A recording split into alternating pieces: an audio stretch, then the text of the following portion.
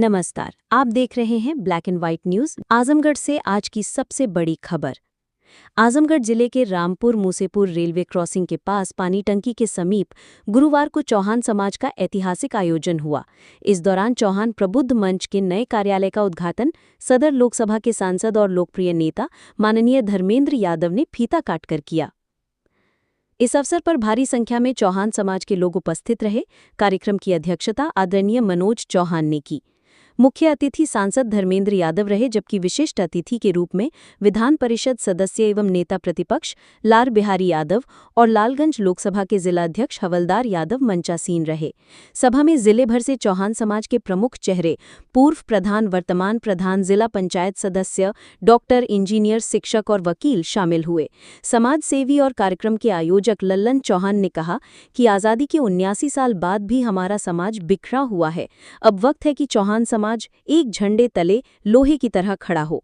राजनीति में पैसा कमाना मेरा मकसद नहीं है, बल्कि इतिहास बनाना है। कोशिश है इस समाज की तस्वीर बदलनी चाहिए।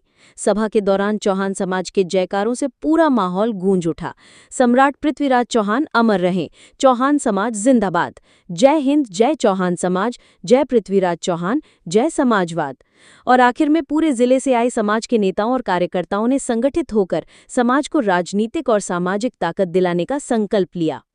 सबका समर्थन मिलेगा और ये जो पीडीए विरोधी सरकार है बीजेपी की, जो तमाम हथकंडों का उपयोग करते करते अब तो वोट चोरी तक पे उतर पड़ी है, ऐसी सरकार का आने वाली 27 में सफाया होगा पीडीए के लोगों के आशीर्वाद से। सर, एक सवाल ये है, संभल में जो विवाद था उस पर जो कमेटी बनाई गई थी, उस कमेटी को लेकर के आज सीएम को रिपोर्ट सौंपी गई है।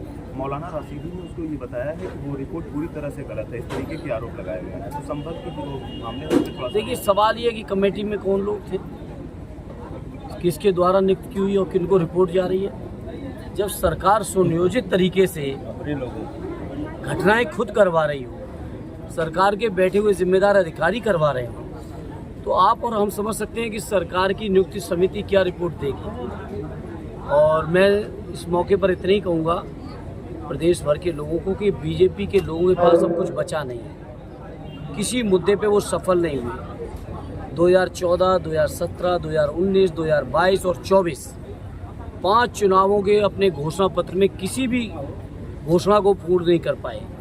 इसलिए वो केवल प्रदेश में माहौल बिगाड़ने, नफरत फैलाने का प्रयासरत है। लेकिन उत्तर प्रदेश की महान जनता जो बीजेपी के झांसे में आने को किसी भी कीमत पर तैयार नहीं है, मुझे यकीन है 27 में बीजेपी के इन तमाम हथकंडों को धता बताते हुए और बीजेपी की गलत नीतियों का परिणाम देगी जनता चुनाव के तौर पर आदरणीय अखिलेश जी को जिताकर। सर, एक सवाल और है, पूजा पाल को लेकर के आपके भी कई बार रिएक्शन आया, बलिया में भी एक रिएक्शन आया आपका, तो फिलहाल क्या लग रहा है? देखिए, वो आप भी जानते हो कि वो सब चीज़ें पेशबंदी चल रही। मुख्यमंत्री जी से मुलाकात के बाद पूजा पाल जी ने ये बयान दिया है और मैं नहीं समझता कि उन जैसे स्तर पर इस तरह की बातें शोभा देती हैं। और आदरणीय राष्ट्रीय अध्यक्ष जी ने तो कहा है कि जांच कराइए। केंद्र सरकार को हमारे प्रदेश अध्यक्ष जी ने, आदरणीय श्यामलाल पाल जी ने पत्र भी लिखा है गृह मंत्री जी को। तो जांच क्यों नहीं करा रहे हैं? क्योंकि जांच अगर होगी तो निश्चित तौर पर या तो ये कोरी अफवाह साबित होगी, या अगर कोई दोषी होगा तो उसमें सत्ता पक्ष में बैठे लोग षड्यंत्र कर रहे होंगे। सांसद जी, एक सवाल और है कि जो संसद से आप लोगों ने एक स्लोगन दिया हुआ था वोट चोरी को लेकर के, आपको पता होगा, वो मामला बिहार में बहुत ज़्यादा है, पब्लिक के बीच में अब वो बहुत आम हो चुका है। स्वाभाविक है, बिहार से SIR की शुरुआत हुई और आप जानते हैं, हम जानते हैं, पूर्वी उत्तर प्रदेश के लोग विशेषकर जानते हैं कि बिहार मानसून के समय पे बाढ़ की चपेट में रहता है और ऐसे बाढ़ के माहौल में SIR को घोषित करना, 1 महीने के अंदर पूरे रिव्यू करना पूरी लिस्ट को, मामूली बात नहीं है। कोई आसान काम नहीं था, असंभव काम चुनाव आयोग कर रहा था और इसीलिए चुनाव की तमाम शंकाएं जो लोगों ने जाहिर की वो आज आपके बीच हैं। और सबसे बड़ी बात है, 2022 के नवंबर के महीने में आदरणीय राष्ट्रीय अध्यक्ष अखिलेश जी ने 18,000 एफिडेविट दिए, उसके अभी तक जवाब नहीं थे। चुनाव आयोग अपनी प्रेस में कह रहे हैं कि हमें कोई एफिडेविट प्राप्त नहीं हुए। आप सोचो, इससे बड़ा झूठ क्या हो सकता है? और जब आदरणीय राष्ट्रीय अध्यक्ष जी ने स्वयं अपने सोशल मीडिया अकाउंट से या स्वयं अपने हाथों से उन एफिडेविट्स की कॉपी पार्लियामेंट में आप सबके बीच, मीडिया के साथियों बीच बांटी। संसद के पटल पर या सदन में हम लोगों ने दिखाया, पूरे देश ने देखा, दुनिया ने देखा। तो अब इससे बड़ा झूठ क्या हो सकता है? लेकिन चुनाव आयोग पर जनता का भरोसा उठ चुका है। ये मैं राय दूंगा चुनाव आयोग को कि अब कठपुतली बनना बंद करके जो संस्था के कर्तव्य हैं निष्पक्षता के, आप संवैधानिक संस्था के आड़ में या आधार बना के अपने ऊपर आरोपों को तो नकारने की कोशिश करते हो, लेकिन संवैधानिक संस्था के जो दायित्व हैं उन दायित्वों को भी पूरा करिए। स्वास्थ्य, शिक्षा, रोजगार, विकास, और जो व्यवस्था है उसको लेकर वो आप मीडिया के साथ ही हमसे बेहतर आपसे। सांसद जी, एक सवाल और मेरा हो जाए।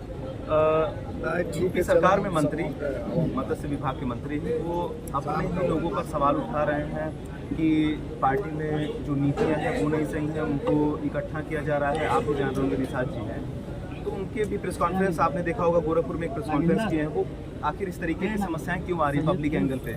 देखिए, वो पीडीए परिवार के हैं, वो भी गए थे, जनगणना को आधार बना के गए थे और तमाम मुद्दों को, आरक्षण को आधार बना के गए थे। आज जब उनके कोई भी मुद्दे सरकार ने नहीं स्वीकार किए, तो हो सकता फेस सेविंग के लिए बातें कह रहे हो, लेकिन इसके साथ साथ मैं एक बात और कहूँगा, उत्तर प्रदेश के हर मिनिस्टर जो पीडीए परिवार से आते हैं, कि इनकी कोई भी मांग, इनकी कोई भी इच्छा, इनका कोई भी वादा योगी जी की सरकार पूरा कभी नहीं करेगी। ये बात उत्तर प्रदेश का जनमानस पहले से जानता है। मुझे खुशी है मंत्री लोग भी इस बात को समझ रहे हैं। सर, आजमगढ़ से एक आखिरी सवाल लेना चाहूँगा। आजमगढ़ से है, इंडियन मेडिकल एसोसिएशन और आजमगढ़ में बीजेपी के नेता जो है वो आमने सामने हो गए हैं, विवाद काफ़ी बढ़ गया है।